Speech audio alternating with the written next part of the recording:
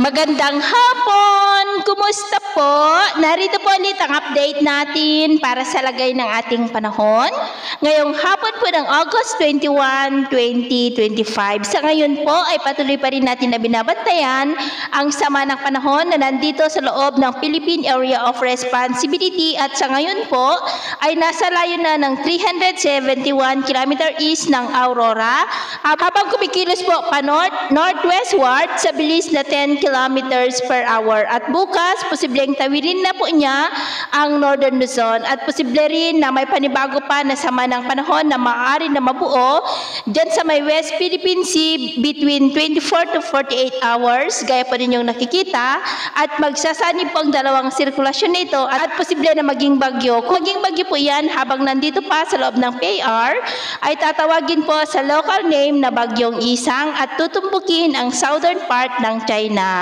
At base po dito sa wind map, bago matapos ang buwan na ito ay posible pa na may mga sama ng panahon na papasok po dito sa PAR na banta pa rin dito sa Luzon at muling magpapalakas ng habagat. Pero ang development po niyan, ang ating babantayan kung matutuloy po o hindi.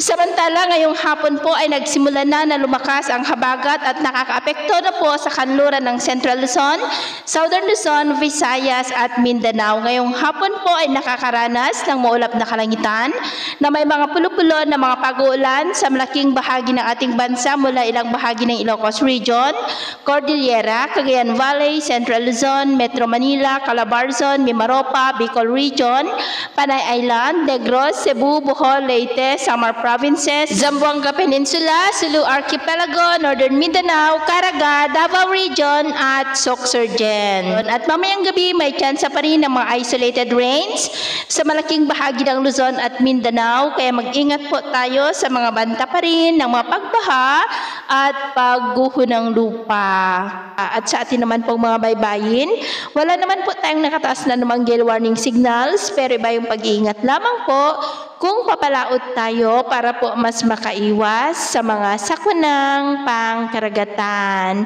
So, ito ng latest update natin sa araw na ito. At ako po muli si James na nagsasabing sa kahit na pagsubok po na darating sa ating buhay, huwag po tayong mawawalan ng pag-asa. Thank you and God bless!